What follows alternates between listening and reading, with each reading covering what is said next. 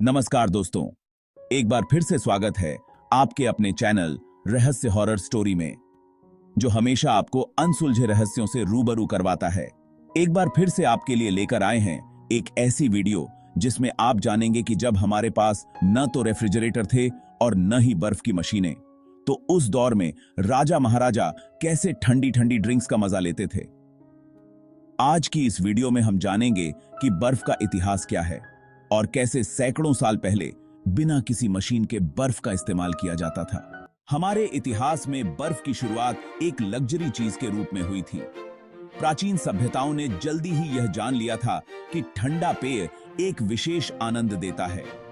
यह सिर्फ राजा महाराजाओं तक ही सीमित था, क्योंकि आम लोग तो इस सुविधा के बारे में सोच भी नहीं सकते थे। प्राचीन भारत में पहाड़ों से बर्फ लाने का काम कठिन और महंगा होता था। राजा महाराजाओं के आदेश पर लोग पहाड़ों से बर्फ काटकर उसे कपड़ों में लपेटकर घोड़ों या ऊंटों पर लादकर दरबारों तक पहुंचाते थे। ये काम इतना मुश्किल था कि बर्फ सिर्फ खास मौकों पर ही इस्तेमाल की जाती थी।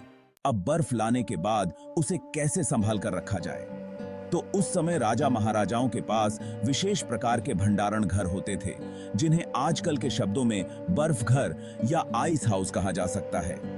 ये घर खास तरीके से बनाए जाते थे ताकि बर्फ लंबे समय तक पिघले न। आगे चलकर बर्फ का व्यापार शुरू हुआ। फारस और यूरोप से आने वाले व्यापारी भी बर्फ लेकर आते थे। भारत में विशेष रूप से मुगल काल में बर्फ का व्यापार और भी फला फूला।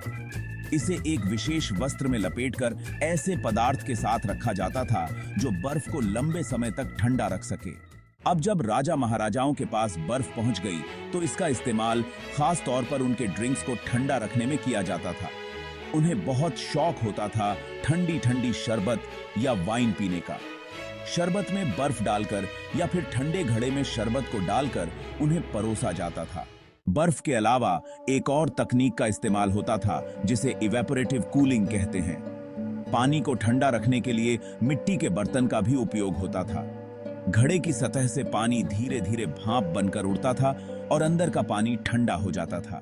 जब कोई शाही मेहमान आता था, तो उसके लिए खास तौर पर ठंडे पेय बनाए जाते थे। इन पेय में बर्फ को अलग अलग फ्लेवर्स में मिलाया जाता था, जैसे केसर, गुलाब और कई तरह के हर्ब्स का इस्तेमाल होता था, ताकि इसे और भी खास बनाया जा सके। चूंकि बर्फ इतनी दुर्लभ थी, इसीलिए इसके इस्तेमाल में भी बहुत सावधानी बरती जाती थी।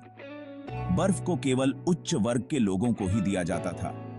बर्फ के कारण राजा महाराजा खुद को और भी विशेष महसूस करते थे।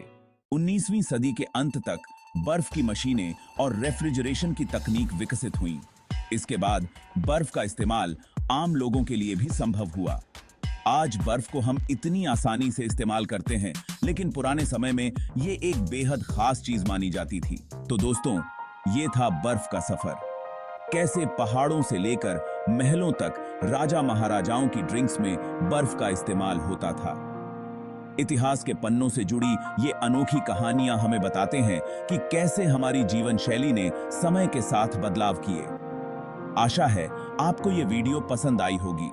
अगर ऐसी ही और दिलचस्प कहानियों को जानना चाहते हैं, तो हमारे चैनल को सब्सक्राइब करें और इस वीडियो को लाइक करें।